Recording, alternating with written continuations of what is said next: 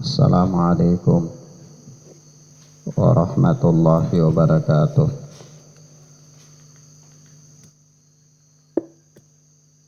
Alhamdulillahilladzi hadana lil Islam wa manna alaina bih wa akhrajana fi khairi ummatin wa nas'aluhu at-taufiqa lima yuhibbu wa yarda wal hifdha mimma yakrahu wa yaskhad. Fa nusalli wa nusallimu ala habibina wa sayyidina Muhammad ibn Abdillah wa ala alihi wa ashabihi wa man tabi'ahum bi ihsanin ila yaumiddin. Amma ba'd. Ikhwanna fiddin, a'azzani Allah wa iyyakum. Kita masih dengan kitab Riyadhus Shalihin oleh Al-Imam An-Nawawi rahimana wa rahimahullah. Tepatnya masih berada pada bab yang ke-32, yaitu fadli du'afatil muslimina wal fuqara'i wal khamilina. Bab keutamaan tentang orang-orang lemah dan orang-orang miskin dari kalangan kaum muslimin. Kita sampai pada hadis yang ke-264, dan hadis ini telah kita bacakan pada pertemuan kemarin, yakni hadis tentang 3 orang bayi di kalangan Bani Israel yang bisa berbicara. Yang satunya adalah bayi Isa bin Maryam alaihi salatu wassalam, yang mana dia berbicara dengan 7 kata atau 7 kalimat yang telah kita sebutkan pada pelajaran yang lalu.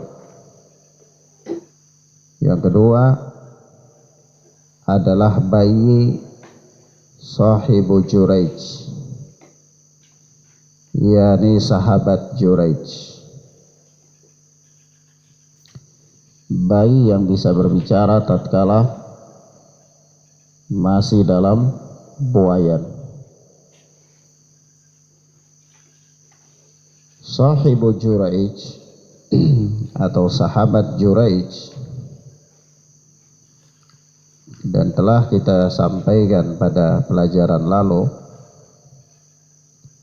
bahwa Juraij adalah seorang ahli ibadah yang dia mengasingkan diri dari keramaian guna bisa fokus untuk beribadah kepada Allah Subhanahu wa ta'ala, dan agar terhindar dari keburukan yang ada pada pergaulan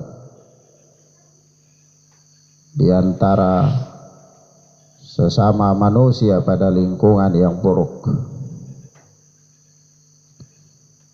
atau dalam istilah agama namanya uzlah.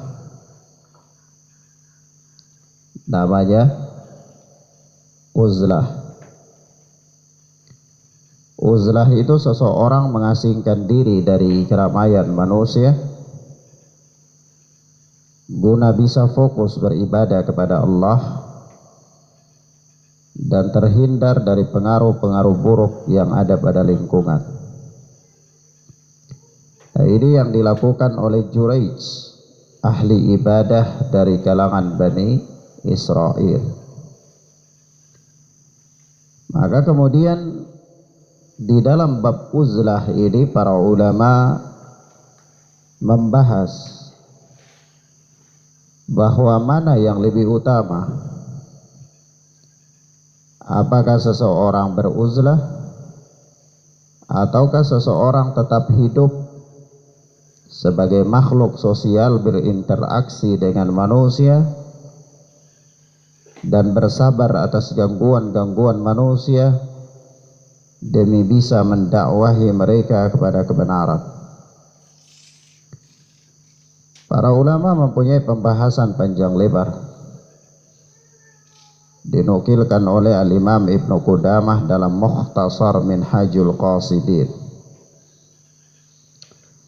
Ada sebagian yang mengatakan bahwa uzlah lebih utama, ada sebagian yang mengatakan kebalikan dari itu. Ala kulli hal, pendapat yang paling menenangkan hati adalah pendapat yang dikemukakan oleh Syekh Ibnu Utsaimin rahimahullah dalam Syarah Riyadhus Shalihin, yaitu hal ini tergantung dari kondisi dan keadaan seseorang. Kalaulah sekiranya orang ini lemah agamanya, kemudian dia bergaul dengan manusia, itu dapat menyeret dia kepada keburukan dan dia tidak bisa mendominasi mereka, maka bagi orang tersebut uzlah lebih baik baginya. Mengasingkan diri demi memfokuskan diri untuk beribadah adalah lebih baik bagi dia.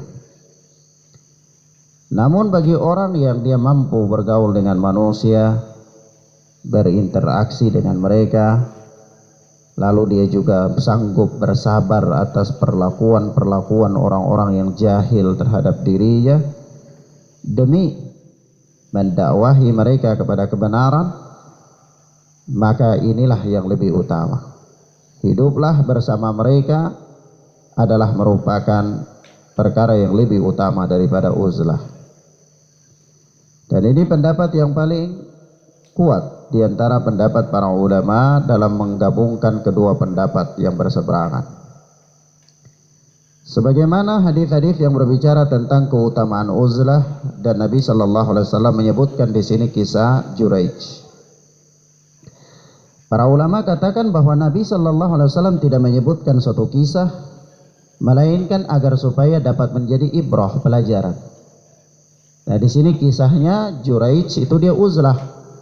Tidak lain kecuali dapat diambil pelajaran dari sini tentang keutamaan beruzlah.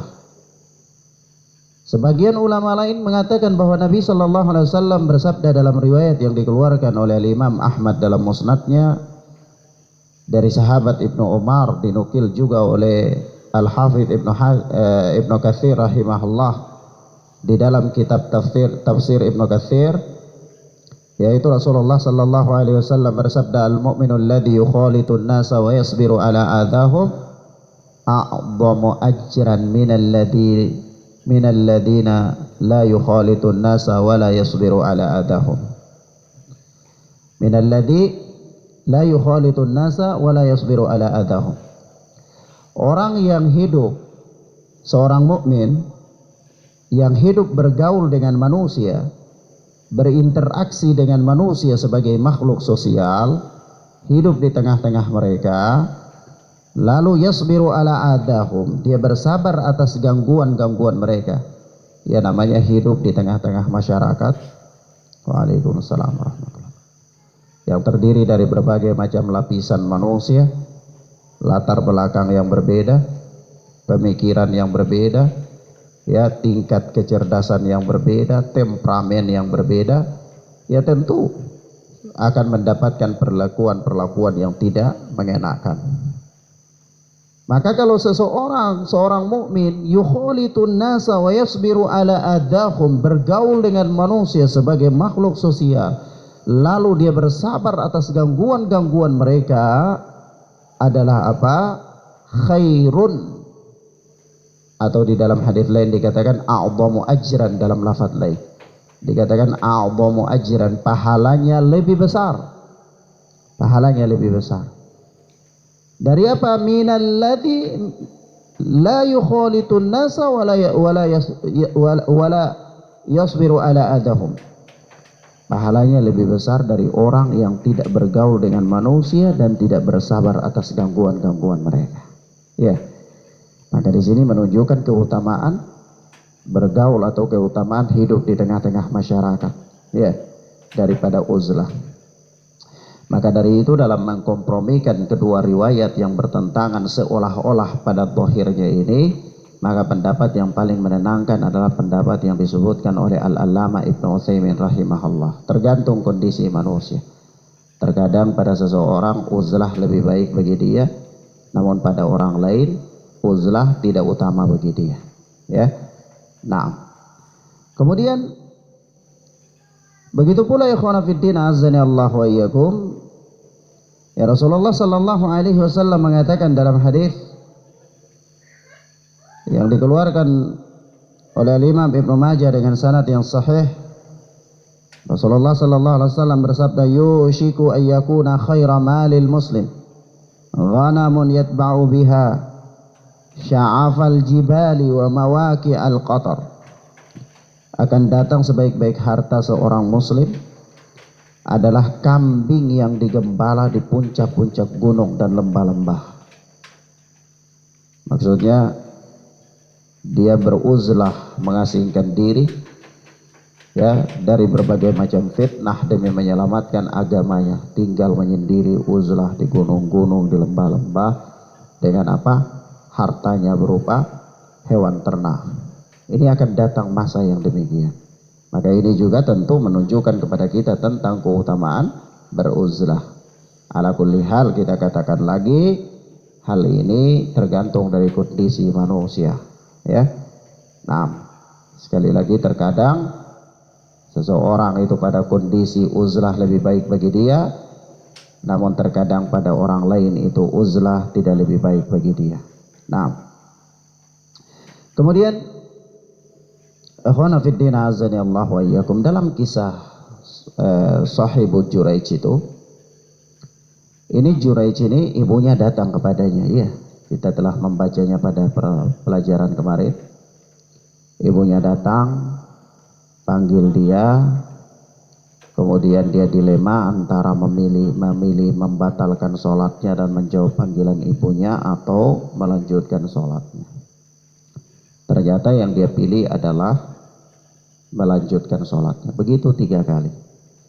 Sampai kemudian ibunya jengkel, marah, dan doakan kepada dia. Doakan, yaitu Allahumma la tumithu hatta yanzura ila wujuhil mumisat. Ya Allah, janganlah engkau wafatkan Juraij ini sampai dia lihat wajah-wajah para pelacur, sampai dia berurusan dengan para pelacur. Tentu doa keburukan, ya, doa keburukan. Dan doa ini dikabulkan oleh Allah. Nah, pada kisah itu Juraij berhubungan, yakni berurusan akhirnya dengan para pelacur. Maka di sini ada suatu faedah. Ada faedah, yaitu bahwa ya, jika seseorang melaksanakan sholat sunnah lalu dia dipanggil oleh orang tuanya, maka dia harus membatalkan sholatnya. Dia harus apa? Membatalkan sholatnya dan menjawab panggilan orang tuanya. Kenapa? Karena menjawab panggilan orang tua adalah wajib, sementara sholat yang dia lakukan adalah sunnah. Tentu perkara sunnah tidak bisa mengalahkan perkara wajib. Ya. Nah, di sini ini faedah penting, ya. Apakah panggilan itu adalah panggilan ibumu atau panggilan ayahmu, ala kulli hal dia sholatnya kalau itu adalah sholat sunnah, maka dia batalkan sholatnya dan menjawab panggilan orang tuanya. Namun sebagian para fuqaha memberikan rincian. Sebahagian para fuqaha memberikan rincian, diantaranya kalau orang tuamu itu adalah orang tua yang toleran, begitu engkau sedang sholat dia panggil, lalu engkau tidak menjawab sholatnya, memberikan kode kepadanya bahwa engkau sedang sholat dan dia toleran, maka berikanlah dia kode. Tidak usah balas, tidak usah bubar sholat. Apakah dengan takbir yang keras ataukah baca surat yang keras, ya yang penting supaya dia paham bahwa Anda sedang sholat. Tapi kalau orang tua Anda adalah orang tua yang tidak toleran, orang tua yang paksa, yang kalau dia panggil harus dijawab dalam keadaan apapun misalnya, maka pada saat itu Anda batalkan sholat. Batalkan sholat dan harus menjawab panggilan orang tua. Kemudian di sini ada indikasi atau ada pelajaran yang tersembunyi dari sini tentang kewajiban birrul walidain. Kewajiban berbakti kepada kedua orang tua. Dan bahkan sampai-sampai suatu ketika ada seorang sahabat yang diminta izin kepada Rasulullah untuk berperang. Lalu Rasulullah katakan, apakah orang tuamu masih hidup? Dia katakan iya. Kata Rasulullah, kembali dan berbaktilah kepada mereka berdua, karena pada mereka berdua itu ada jihad. Ada Ada jihad. Ya. Maka dari sini dan dalil-dalil yang semisal dengan ini, para ulama mengatakan kalau jihad itu hukumnya fardu kifayah, maka tidak boleh tidak dilakukan, harus dengan izin kedua orang tua. Berbeda halnya kalau jihad itu adalah fardu ain, ya. Tapi kalau dia masih fardu kifayah, maka tidak boleh dilakukan kecuali dengan izin kedua orang tua, ya. Sampai-sampai datang suatu ketika ada seseorang tanya kepada Rasulullah, ya Rasulullah, man abarru, kepada siapa saya harus berbakti? Kata Rasulullah sallallahu alaihi wasallam, ummuk, ibumu. Dia katakan kemudian siapa lagi? Rasulullah katakan ibumu. Dia katakan siapa lagi? Rasulullah katakan ibu. Dia katakan kemudian siapa lagi? Rasulullah katakan bapamu. Ya. Maka di sini para ulama mengisyaratkan di sini ibu, di dalam perintah berbakti itu ibu 3 kali daripada ayah. Kenapa? Ya, terkadang kita pikir kenapa ibu dilebihkan daripada ayah. Ya. Maka di situ para ulama, para ahli fikih menjelaskan karena ada 3 hal penting. Yang pertama, karena ibu itu telah mengandung Anda.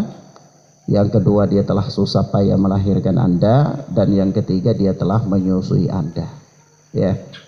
Maka karena 3 sebab inilah salah satu hikmahnya Rasulullah sallallahu alaihi wasallam memerintahkan berbakti kepada dia 3 kali. Ya. Dibandingkan dengan kepada ayah. Kemudian faedah yang lain dari hadis yang mulia ini, yaitu di sini ada keutamaan berilmu. Ya. Ada keutamaan berilmu atau keutamaan beribadah dengan ilmu ketimbang beribadah tanpa ilmu. Ya. Kenapa kadang-kadang kalau orang beribadah tanpa ilmu itu kadang-kadang dia buang kapak ambil jarum. Artinya ini Juraij ini kan dia ibadah nih, sholat sunnah. Tapi panggilan ibunya itu wajib. Dia tinggalkan yang wajib, dia lakukan yang sunnah. Ini ibadah tanpa ilmu. Kalau seandainya dia punya ilmu tentang ini, maka tentu dia akan batalkan puasa sholat sunnahnya. Kemudian dia menjawab panggilan ibunya. Kenapa kita berdalil demikian, Ustadz? Ya, kita berdalil demikian karena di akhir daripada cerita ini tentang sahibu Juraij ini, doa ibunya makbul. Doa ibunya kabul. Ya. Padahal doa ibunya ini termasuk doa keburukan. Doa apa? Keburukan. Nah, sementara syarat doa orang tua dikabulkan oleh Allah itu apabila doa itu tidak bertentangan dengan syariat, atau doa itu karena anak itu memang melakukan kemaksiatan, ya, atau dengan bahasa lain, ya, karena doa orang tua itu apakah doa buruk atau doa baik, dia itu dikabulkan oleh Allah terhadap anaknya. Kalau dia berdoa untuk anaknya, maka dikabulkan oleh Allah dengan catatan apabila memang anak itu melakukan pelanggaran syariat. Ya. Tapi kalau dia tidak melakukan pelanggaran syariat, tidak dikabulkan oleh Allah, walaupun itu doa orang tua. Misalnya begini, ada seorang anak wanita kayaknya, dia mau pakai jilbab, tapi bapaknya marah atau ibunya marah. Ya, kamu jangan pakai jilbab, nanti kelihatan kurang cantik dan demikian. Ya begitu saja, bebas. Tapi dia paksa pakai. Dia pakai bertentangan sama orang tuanya, akhirnya orang tuanya geram, marah, sumpah atau doa buruk terhadap dia. Doa yang demikian ini makbul apa tidak? Tidak makbul. Kenapa? Karena yang dilakukan oleh anak ini bukan pelanggaran syariat. Ya, tidak terhitung sebagai dia memaksiati kedua orang tuanya. Ya. Atau misalnya ada anak dia mau sholat, tapi orang tuanya bilang jangan, sudah kau dagang saja, tidak usah sholat. Ngapain sholat? Tunggu, ini kita dagang, ini lagi rame, ya, sholatnya nanti. Dia pokoknya tidak mau, saya mesti sholat. Pokoknya jangan, dagang dulu, ini untung eman-eman, ya. Lalu dia nggak gubris dengan perintah orang tuanya, dia sholat. Orang tuanya geram, doa keburukan untuk dia. Makbul apa tidak? Tidak makbul. Karena apa yang dia lakukan ini bukan pelanggaran syariat. Nah, sementara doa Ibu Juraid makbul, berarti apa yang dilakukan oleh Juraid di sini terhitung sebagai pelanggaran. Iya, paham ya? Baik. Kemudian berikut faedah yang berikut dari hadis yang mulia ini masih berkisar kisah Juraij, ya, bahwa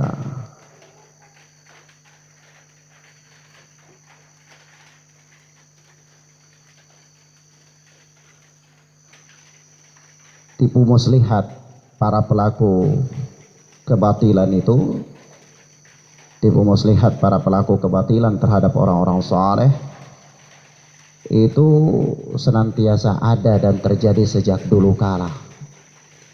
Ya, sejak dulu kala. Coba bayangkan, Bani Israel ini setelah mendengar kesolehannya Juraij, itu kan mereka memperbincangkan keadaan Juraij ini. Lalu mereka sepakat membuat makar untuk melakukan tipu daya terhadap dia supaya seret dia, ya. Maka jadilah seorang wanita pezina ini datang untuk menggoda Juraij, dan itu diketahui oleh mereka. Tapi begitu di akhir kisah, wanita ini tidak berhasil untuk menggoda Juraij. Dia lakukan perbuatan zina dengan orang lain, dia hamil. Begitu dia laporkan ketika dia lahir, orang-orang sudah jadikan ini sebagai senjata. Tidak usah pikir panjang, tidak usah tabayun, tidak usah periksa-periksa. Ini sudah senjata, peluang inilah yang digunakan. Ya. Akhirnya mereka datang berbondong-bondong, tangkap Juraij, bongkar rumahnya, seret dia ke sang raja pengadilan, katakanlah, ya. Nah, ini kenapa? Karena memang mereka asalnya itu sudah melakukan tipu daya, pengen melakukan tipu daya, pengen punya peluang untuk melakukan kerusakan terhadap orang-orang saleh, pengen, tapi tidak ada jalan. Akhirnya bagaimana jalannya? Begitu ada peluang, itulah yang dimanfaatkan oleh mereka, ya. Nah, itu sudah ada sejak zaman dulu kala, baik kepada para nabi maupun kepada para aulia ussalihin, orang-orang saleh dan para wali-wali Allah Azza wa Jalla. Yang berikut faedah yang berkaitan dengan kisah Juraij ini, bahwasanya Allah Subhanahu wa taala senantiasa memberikan pertolongannya kepada hamba-hamba yang saleh tatkala dia sangat membutuhkan. Inilah makna dari hadis-hadis yang mengatakan barang siapa yang mengingat Allah dalam keadaan lapang, maka Allah akan mengingat dia dalam keadaan sempit. Ya.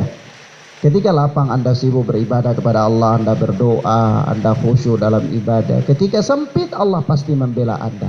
Bagaimana cara Allah membela Juraij? Sahibu Juraij ini bicara, bayi ini bicara. Ya. Begitu Juraij dengan kesolehannya, ibadahnya yang luar biasa dalam keadaan lapang, ya. Dia dalam keadaan lapang dia ibadah saja kepada Allah. Ya.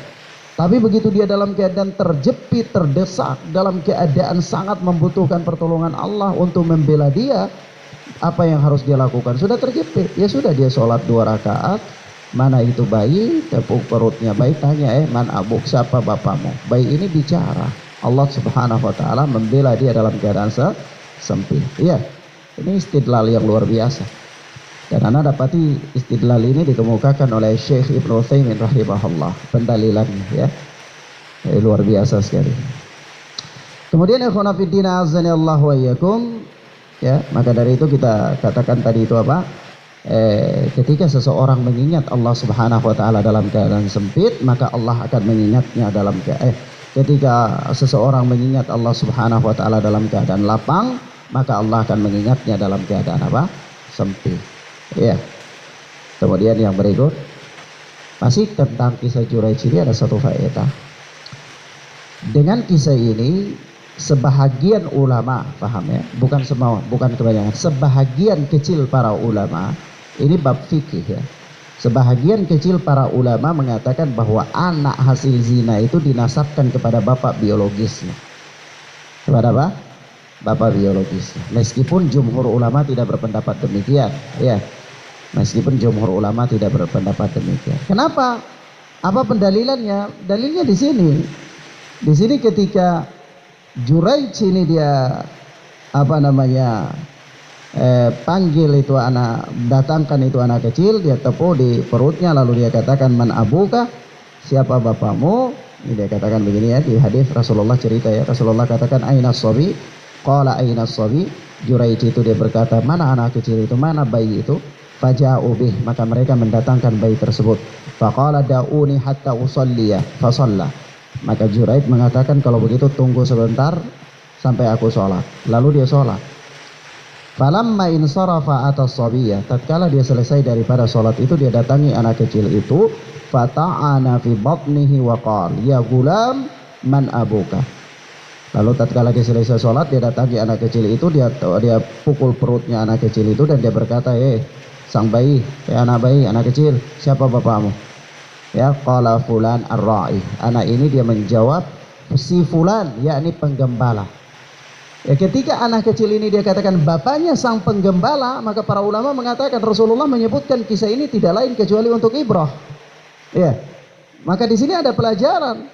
Ada pelajaran, bayi ini dia katakan bapaknya itu bapak biologisnya. Maka para ulama, sebahagian ulama beristidlal dengan dalil ini untuk mengatakan anak hasil zina itu dinasabkan juga kepada bapak biologisnya. Iya, paham maksudnya?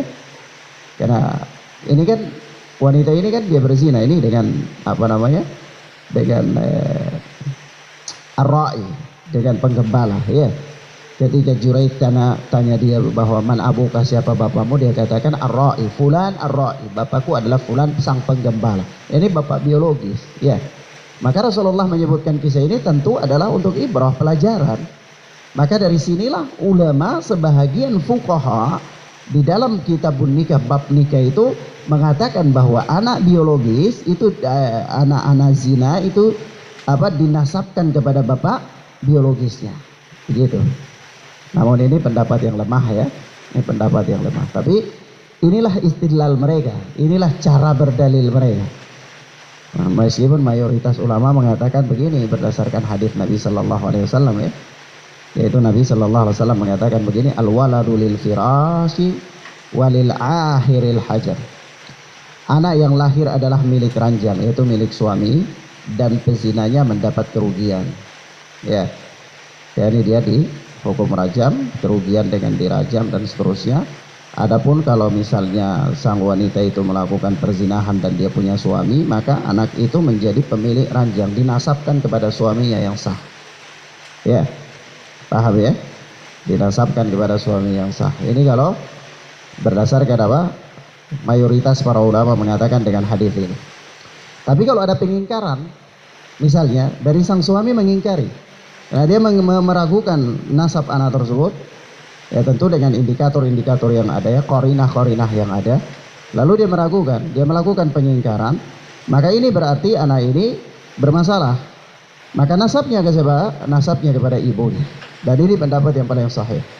Dinasabkan kepada ibunya. Oleh sebab itu pendapat yang kuat di antara pendapat mayoritas para ulama, jumhur ulama adalah bahwasanya anak dari hasil zina itu dinasabkan kepada ibunya, bukan kepada bapak biologisnya. Ya. Tapi kalau seandainya wanita itu adalah wanita yang bersuami, maka dinasabkan kepada suaminya. Ya. Nah, wallahu taala a'lam bissawab wal iyadu billah. Nah. Kemudian yang berikut ya, masih yang berikut, faedah yang berikut dari hadis yang mulia ini, bahwa hadis ini menunjukkan kepada kita tentang kesabaran Juraij. Kesabaran Juraij yang luar biasa sekali ya. Kesabaran ini terlihat, nampak yaitu pada kisah ketika orang-orang itu datang serbu dia, serang ini Juraij tanpa tanya ya, tanpa tabayun, mereka langsung eksekusi, tangkap, ikat, pukul, porak-porandakan mihrabnya, tempat ibadahnya sudah hancur. Tapi ternyata setelah Allah Subhanahu wa taala membela Juraij, kemudian Allah membuktikan kebenaran kepada mereka, mereka baru minta maaf. Mereka pengen bangun mihrab Juraij ini dari emas. Tapi Juraij katakan, ya tidak usah, jangan bangun dari emas, bangun seperti biasa saja dari tanah, seperti semula. Maka ini Juraij dia menunjukkan kesabarannya yang luar biasa. Ya, begitu mereka pukul, siksa, ya sudah terjadi brutal, mereka brutal, karena ini kesempatan yang ditunggu-tunggu ya, nggak mau dilewatkan. Begitu mereka brutal, Juraij juga malah bingung, masa anukum, ada apa? Begitu sudah pukul-pukul semua sudah selesai, dia bingung, ini ada apa? Baru tanya dia. Ini kesabaran yang luar biasa. Nah, kemudian ikhwan fillah azani Allah wa iyyakum, yang berikut, bayi yang ketiga yang bisa berbicara itu adalah apa? Seorang anak yang sedang menyusui pada ibunya. Disebutkan di dalam hadis itu bahwasanya wa baina sabiyyun yarda'u min ummihi famarra rajulun raqibun ala dabbatin farihatin fasyaratin hasanatin faqalat ummuhu Allahumma ja'al libni mithla hadha. Ketika seorang bayi dia sedang susu pada ibunya, lalu lewat seorang laki-laki yang cakap, ganteng di atas kendaraannya ya, dengan penampilan yang sangat bagus ya, cara berpakaian bersih dan seterusnya. Lalu ibu itu mengatakan, ya Allah, jadikan anakku ini seperti dia ya. Ketika mendengarkan itu, si bayi yang belum bisa bicara, masih ngomong, masih menete ini, dia langsung lepas susu dari tete ibunya. Kemudian dia lihat itu orang, lalu dia katakan, Allahumma la taj'alni mithlahu, ya Allah, jangan jadikan saya seperti dia. Doanya bertabrakan sama doa ibunya ya. Dia katakan, ya Allah, jangan jadikan saya seperti orang ini, dan seterusnya dari kisah yang kita baca kemarin. Maka di sini ada beberapa faedah ya, ada beberapa faedah penting. Yang pertama terkait dengan kisah yang ketiga ini ya. Faedah yang pertama yang terkait dengan kisah yang ketiga ini, bahwa kedudukan dan tingginya derajat seseorang itu tidak dilihat dari penampilan tohirnya ya. Tidak dilihat dari penampilan tohir. Coba lihat ini laki-laki gagah ya. Ya, begitu dilukiskan ya, disebutkan oleh Rasulullah di sini dengan kalimat yang luar biasa sekali, ungkapan bahasa yang luar biasa ya. Kita sulit cari kata-kata bahasa Indonesia yang sepadan, tapi ini maksudnya begini ya, nih laki-laki yang cakep, gagah, pokoknya dari fisiknya gagah, tubuhnya, wajahnya, kemudian cara berpakaian dia, dan juga kaya raya dari sisi finansial ya, begitu. Maka sang ibu ini begitu lihat ini orang, ya sudah tergoda dengan penampilan dohir ya, karena penampilan dohir sudah memikat ya, sudah luar biasa sekali ya. Maka ibu ini dia berdoa, Allahumma ij'al ibni mithlahu, jadi mithlahada, jadikan anakku ini seperti dia, seperti laki-laki ini, gagah, ganteng, cakep, bersih penampilannya, punya uang ya. Nah, ya terpesona dengan tampilan tohir. Tapi Allah mengilhamkan kepada anak ini. Maka anak ini dia lepas susuan itu, dia lihat orang itu, dia lihat, oh ini tidak beres orangnya. Maka dia katakan, Allahumma la taj'alni mithlah. Jangan jadikan saya seperti dia. Ibu ini kaget. Ibu kaget. Ya. Begitu juga pada kesempatan berikut setelah itu, singkat cerita setelah itu datang satu orang Buddha. Ya. Budak ini diseret sama tentara. Ya, diseret sama orang-orang, katakanlah begitu, sama algojo sambil mereka mengatakan apa? Engkau telah berzina, engkau telah mencuri. Ya, mereka katakan begitu. Wa marru bi jariyatin wa hum yadribunaha wa yaquluna zanaiti wa sarakti wa hiya taqulu hasbiyallahu wa ni'mal wakil. Ya, mereka para algojo seret ini budak wanita ini sambil pukul, seret sambil pukul, ya ikat tangannya sambil berkata zanaiti, sarakti, engkau telah berzina, engkau telah mencuri. Ya, tapi wanita ini tidak balas apa-apa, dia hanya katakan hasbiyallahu wa ni'mal wakil, cukuplah Allah sebagai pelindung dan Allah adalah sebaik-baik penolong. Ya. Ketika lewat di hadapan ibu ini lihat, wah ini wanita budak lagi, ya ditangkap, sudah dikatakan pencuri, dikatakan pezina. Kata ibu ini, ya Allah jangan jadikan anakku seperti dia. Anak itu mendengar itu, dia lepas susuannya, dia lihat itu wanita, Allah ilhamkan kepadanya, maka dia katakan, ya Allah jadikan saya seperti dia. Ibunya kaget, ibu tambah kaget ya. Lu ini bagaimana? Kebalikan, doanya bertabrakan sama doa ibunya. Setelah itu baru dijelaskan ya.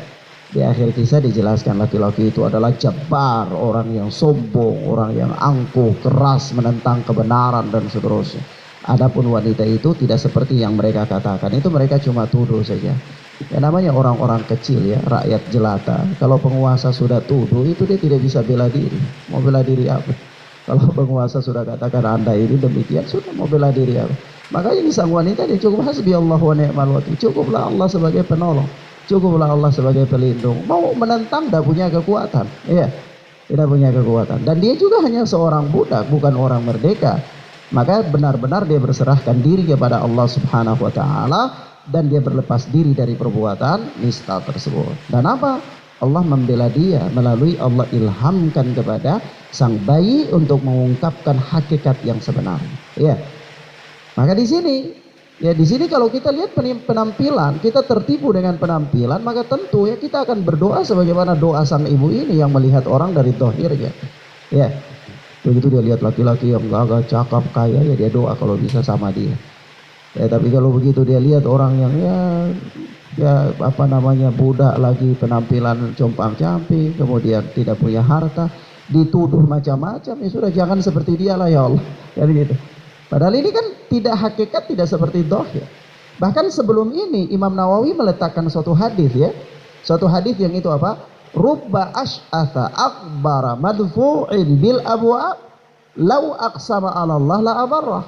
Sebelum hadis ini ya Imam Nawawi meletakkan hadis, berapa banyak orang-orang yang penampilannya kusut berdebu ditolak dari pintu-pintu, yakni penampilannya itu tidak memikat hati. Kalau dia bertamu orang tidak mau terima dia sebagai tamu karena dianggap ya tidak ada nilainya lah, katakan begitu, tidak ada kedudukan.